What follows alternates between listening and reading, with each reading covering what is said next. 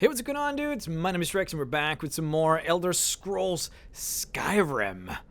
On the last episode, what did we do in the last episode? We had a little conversation with our friend Cicero, and essentially had him convince us that we should keep him as a friend. We told Astrid that he was indeed dead, just so that he could, or she could rather, lay off him. We want him for a companion, maybe possibly in the future. But we are pretty much... What were you doing? We were pretty much almost done now with the questline for the Dark Brotherhood. We contacted the Gourmet. We killed him and his friend. So, you know, cutting all those loose ends and whatnot. And we essentially have the Rite of Passage, which should allow us to pretend to be the Gourmet and cook for the Emperor. And then hopefully use that as a means of actually killing him. But...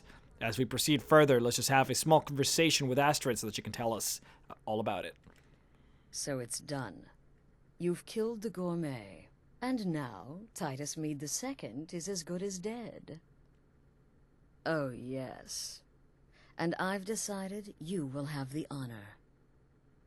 Oh, I have the utmost faith in your success, believe me. So let's begin. Go now to Castle Dower in Solitude. Present the Gourmet's Writ of Passage to the officer in charge, Commander Marrow. I'm sure you remember him. You'll gain unrestricted access to the kitchens, and then the Emperor. You're posing as a chef, so you'll be able to poison his meal rather easily.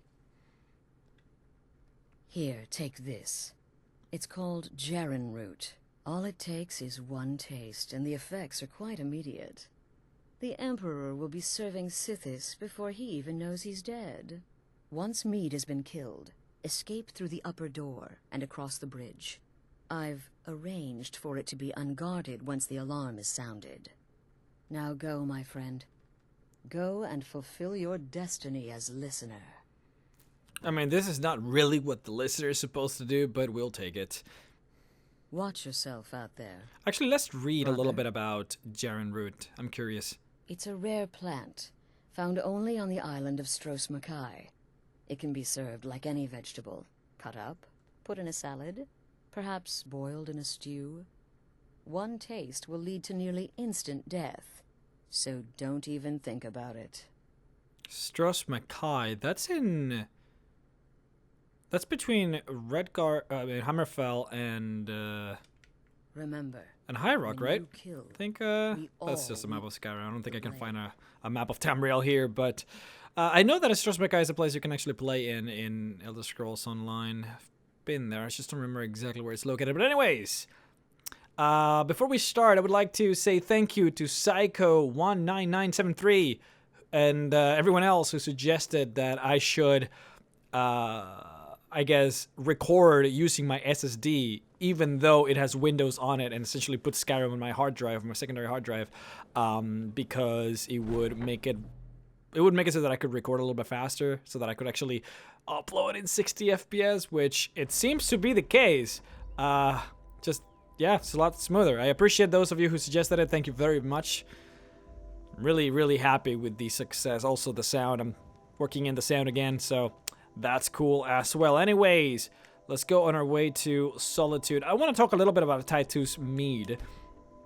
For those of you who don't know who he is, or whether or not he's important to the storyline, or if it's just, you know, just another emperor, doesn't really matter, you know, who he is, what he has done. It's just one of those that just keep their butts on the seat, don't really do anything. Well, this one has actually done a few couple of things. In fact, this emperor is the one who actually sound the White Gold Concordat, essentially ending the Great War between the Empire and the Altmeri Dominion. He was the guy that said, hey, we are not going to venerate Talos anymore, so get off our backs. That's essentially him. But it's interesting because, let me just continue while inside. I'm more quiet. Stop right there. The tower is off limits until further notice. What's this now? Order of His Eminence, possessor of these papers, the Gourmet. By Azra, the Gourmet. I'm sorry, I didn't realize. We had no idea who to expect. You understand. You're not dressed as I would have suspected. But please, don't let me keep you. Proceed to the kitchen straight away. Gianna, the castle chef, has been eagerly awaiting your arrival. If you have the chef hat and the chef outfit, he actually goes like, "Oh, I should have known that it was you." Like, it's kind of cool. But yeah, no, Titus Mede II, he's kind of a big deal. So he signed the White Gold Conquer that, but he also was the one that essentially, well, he lost the Imperial City, of course, to the Almeri Dominion. They owned the Imperial City for about a year, but he took it back. And the war that he was essentially part of, where he took the Imperial City back, is actually the campaign from Elder Scrolls Legends. So those of you who are currently or want to play Elder Scrolls Legends, the new trading card game from Bethesda, the campaign is actually set in that particular time frame. Is the king, the emperor, essentially Titus Mede, taking back the Almeri, taking back the Imperial City from the Almeri Dominion.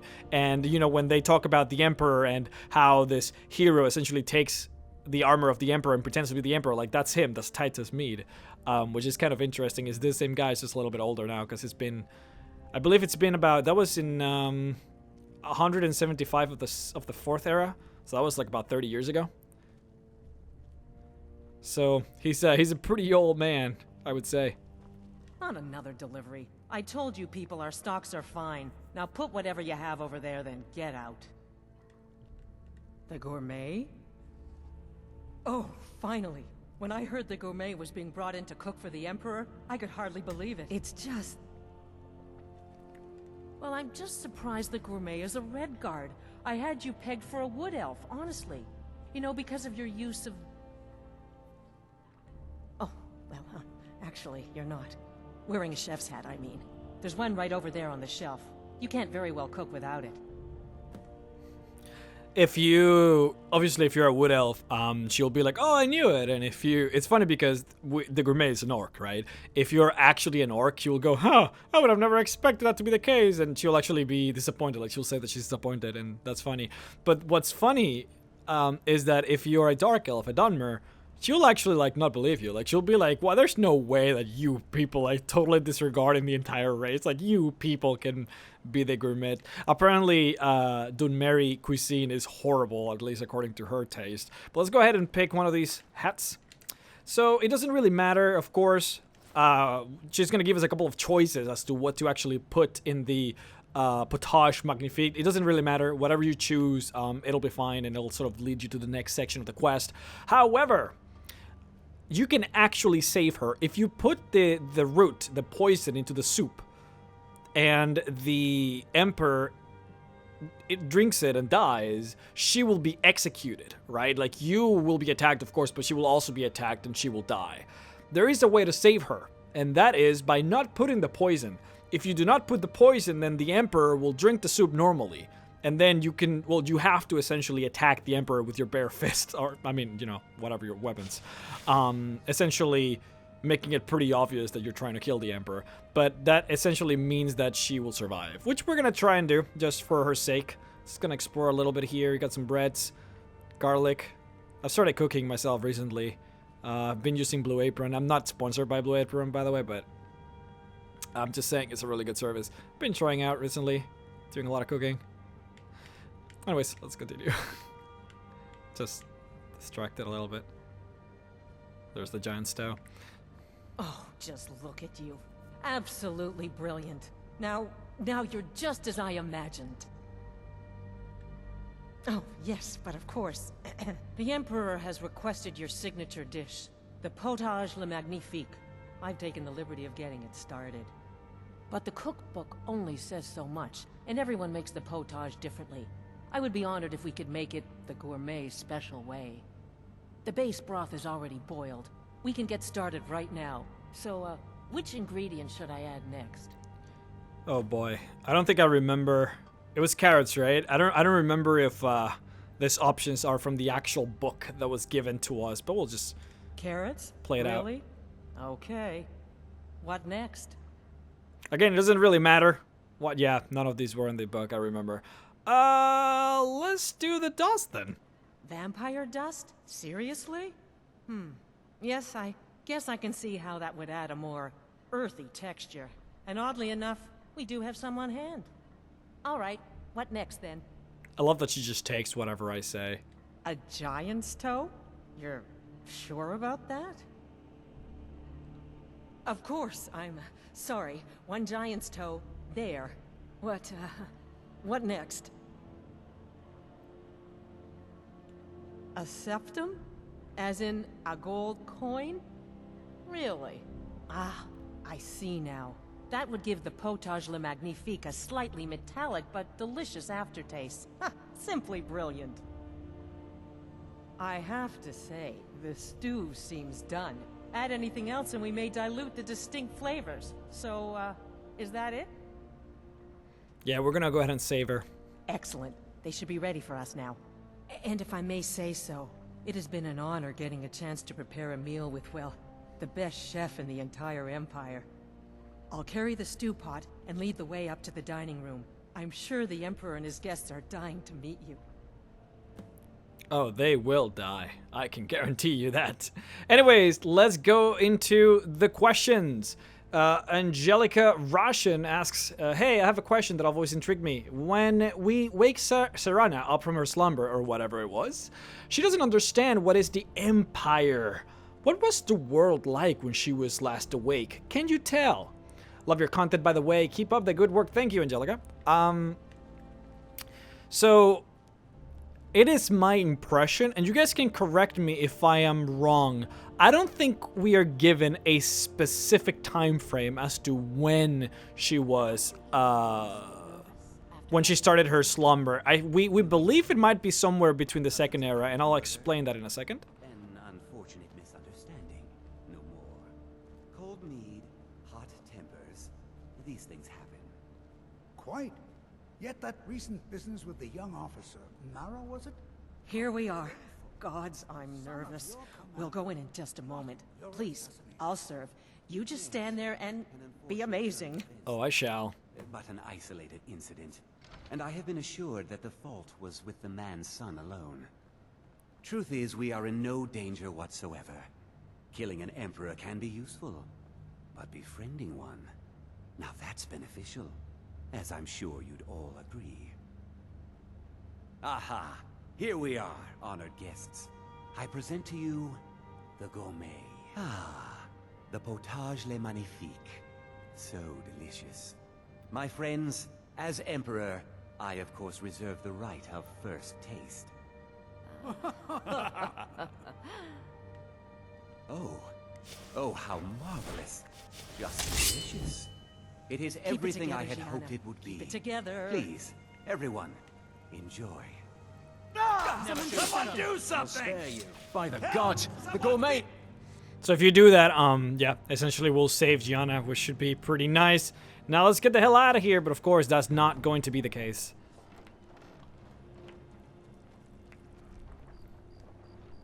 That man was, by far, the most insufferable decoy the Emperor has ever employed. I'm glad he's dead, but I'm even happier that you killed him. You, an assassin for the Dark Brotherhood, have just made an attempt on the Emperor's life. Would have succeeded had it been the real man. Surprised? So was I when a member of your family came to me with a plan. We worked out a deal, you see, an exchange. I get you, and the Dark Brotherhood gets to continue its existence. But you know what? I've changed my mind. How about this? I kill you and butcher each and every one of your miserable little friends. Your sanctuary's being put to the sword right now. That's what I think of this deal. You killed my son. All of you. And now you'll pay the price. Kill him. Make sure there's nothing left to bury. Woo! Bloody blazes! Alright, let's get the hell out of here. It's better if you don't touch him. You don't want to increase your, I believe it'll actually will increase your septim bounty, so might as well just run. I keep hearing that it's probably better for you to not have a companion for this mission, since whoever you have will get stuck in Solitude. It's not like I carry companions anyway. But yeah, so we don't really have a specific record as far as I know. If it's different, you guys can let me know. But we believe that she might have been put to sleep somewhere between the Reman Empire and the Tiber Septim Empire. And here's the reason why. So when she awakes, as Angelica says, let's go ahead and lower the music a little bit. She doesn't really know what the Empire is, which is obviously a pretty crazy thing to say. I mean, ever since the Tiber Septim Empire, everyone knows what the Empire is. Tiber Septim literally conquered every single corner of the world. I mean, even a major part of Argonia, of the Black March, was conquered by Tiber Septim. I mean, that's a little bit insane. The thing about the Reman Empire, though, and this is why it's interesting. The Reman Empire, which essentially came in about, I would say, I think it's 300 or 400 years before the Tiber Septim Empire, that empire never actually fully conquered Skyrim, and we know that Serana lived by Solitude, you know, pretty close to here, actually. It's in the northern section of the, well, I guess I would say the northern western section of Skyrim. The Reman Empire never actually fully conquered Skyrim, and if you can just Google this right now, actually. Go ahead and Google Reman Empire, and you will see that they have certain sections of it. I believe like some, like Falkreath and a couple of other regions, but for the most part, Solitude was never part of any empire until the Tiber Septim Empire, as far as I know. So it would make sense for her to just be like, yeah, what empire? Like, I've never... You know what I mean? Are you talking about the Cyrodiilic Empire? Are you talking about the Breton Empire? Like, I mean, which one? I mean, right? Because I would imagine the Breton Empire would be a thing. It's essentially a collection of kingdoms. It's literally what an empire means, right? It's not like there's like a one guy that rules High Rock. It's like 4 or 5 different dudes. So that would also be called an empire. And I don't know. It's just interesting. It's a very interesting question. But what was life then? Oh boy. Now there you got me. Because might be a little bit a complicated question that might require a whole video just by itself. But Anonymous3 asks, why are the Argonians treated so badly by the Stormcloaks? Now this is a little bit of an easier question. So, and I wish that there was like a more... I don't know, like a better answer than just, you know what, the Nords are racist. Like, and that is a factor that is pretty much well known. I mean, the entire base of the Stormcloak vote is essentially based on, hey, let's keep Skyrim for the Nords, and let's essentially kick anyone who's not a Nord, and that is pretty much what it is. The Nords are racist, and that's just... Can I actually fast travel now? Might be able to, yeah, cool. Sometimes it bugs out and doesn't allow you to. Let's see if that's the case. Ah, we're good. It's, that's just what it is. The Nords have always been racist. Like, that's always been a thing. And to be honest, they have fought against literally everybody. I mean, the Nords and the Bretons, I mean, that's the entire... You know, like the Forsworn, like they're literally Bretons, right? So that entire war against the Forsworn, like that's essentially it's a bleed out from their war against the Bretons. The Nords and the Orcs. I mean, there are stories about Malakath essentially cursing the Nords and the Nords cursing Malakath back, and there are wars between them and the Orcs. Like that's a thing, right? The Nords and the Dark Elves, they, I mean, that's something that goes down, you know, hundreds of years. The Dark Elves literally stole the gods out of the... Oh boy, this is gonna be a hard battle. Out of the Nords. And then there's obviously the extra reason to hate them, which is essentially the fact that Mount Doom over in Vanderfell exploded, essentially destroying most of Morrowind, destroying a lot of homes, and sort of forcing a lot of Dark Elves to relocate to Skyrim, looking for a new place to live. Where's this guy? He's above there. Yeah. And if you look at a map, ew, that's gross. If you were to look at a map, you'll notice that if you are a Dark Elf, essentially looking for a new home, the best place, the closest place is Skyrim. And if you were to look at the roads, you will notice that the first place that any immigrant coming from Morrowind, coming to Skyrim, the first place they would find would be Windhelm, right? So I'm assuming that these guys are getting hundreds, if not thousands, of immigrants. Which probably pisses them off.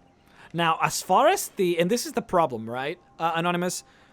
The Argonians specifically, out of all of the races, like literally out of all of the races of Elder Scrolls, the Argonians are like the only race where I'm just like, why do they hate them so much, right? Because there's not like...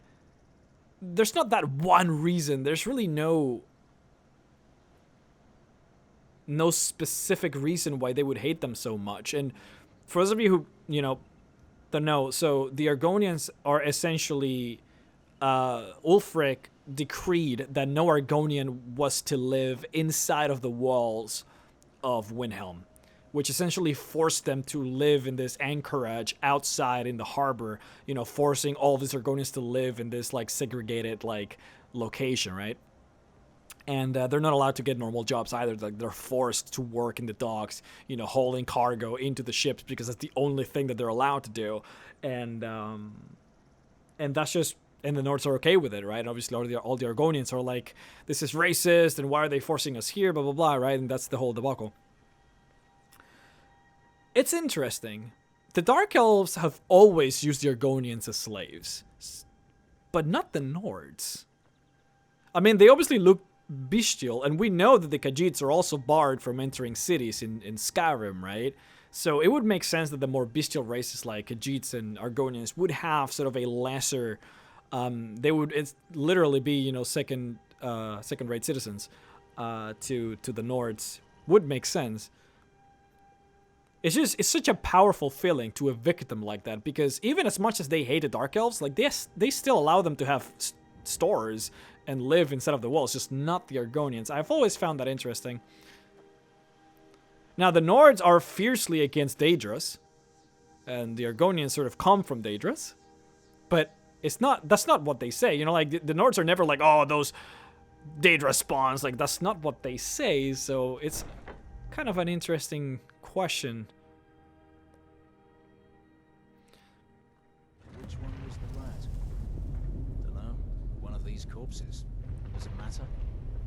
Suppose not. What's taking the others so long? The sooner we get out of here, the better. Smoke's getting bad. This place will be raging soon. Arcturus took some men deeper in. Wanted to be sure. We should maybe assist them.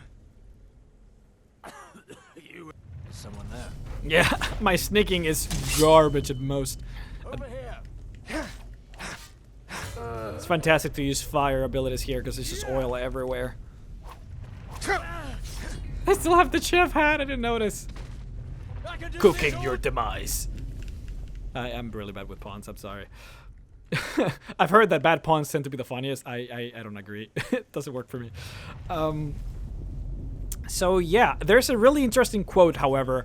If you do the Civil War questline and you let the Empire win, essentially killing Ulfric, one of the Argonians that live in the harbor in Windhelm will say, like, oh, yeah, like, that was awesome, that bigoted Ulfric, better to be, you know, no, what he says is, he calls him a bigoted, which I think is interesting, a bigot, but he also says that, oh, if only he would be revived, respawned as an Argonian living in Islam, then maybe he would know how it feels. So it's definitely, like, just a racist sort of decree, right? It's just...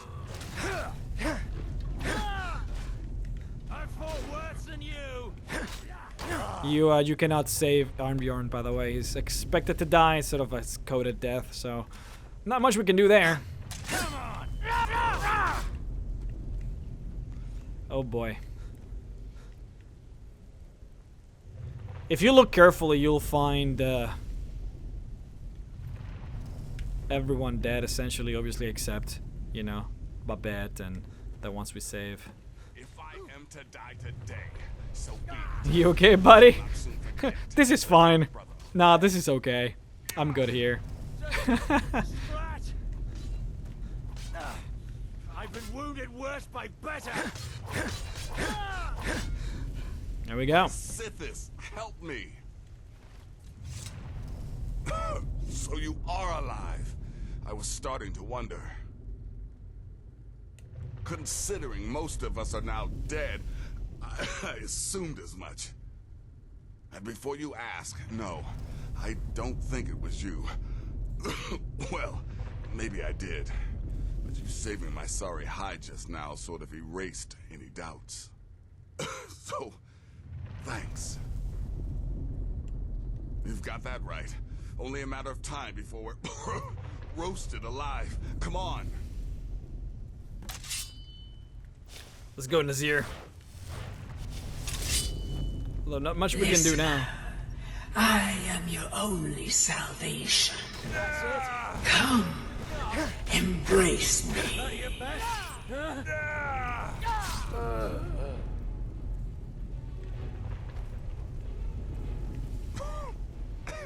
Damn it.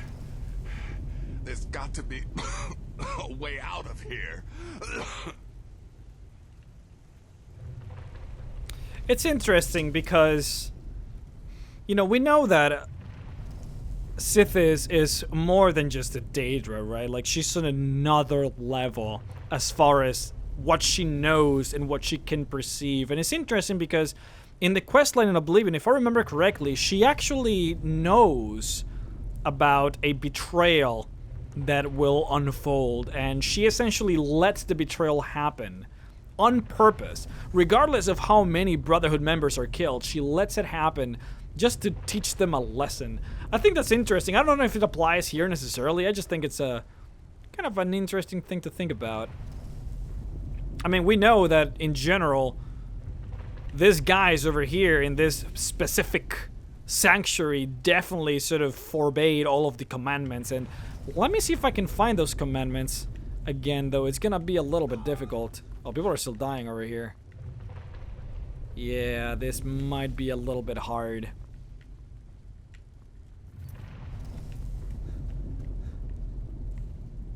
Oh, that's where it is. Can I be hurt? Yep, I can be hurt. Okay. Let's just go.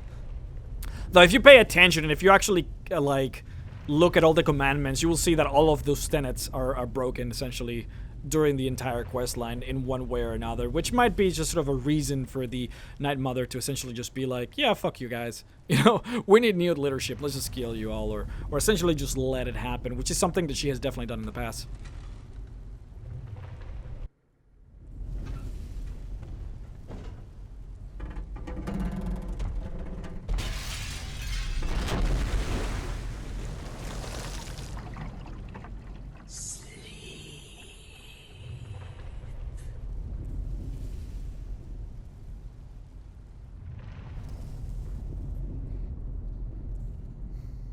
If it helps prove my point, she knew that by me embracing her would save my life. Like, she has a level of premonition, right? Like, she knows things. He's in there.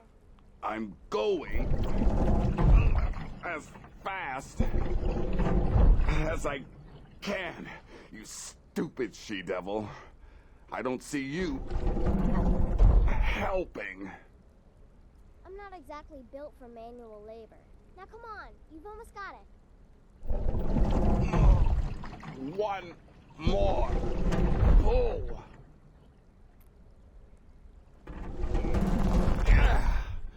There. Can you get it open? I think so. Just hold on a moment.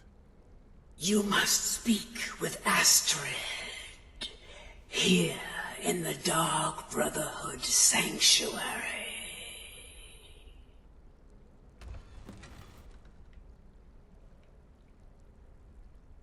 Whoa, whoa, whoa. Slow down. It's all right. You've been through a lot.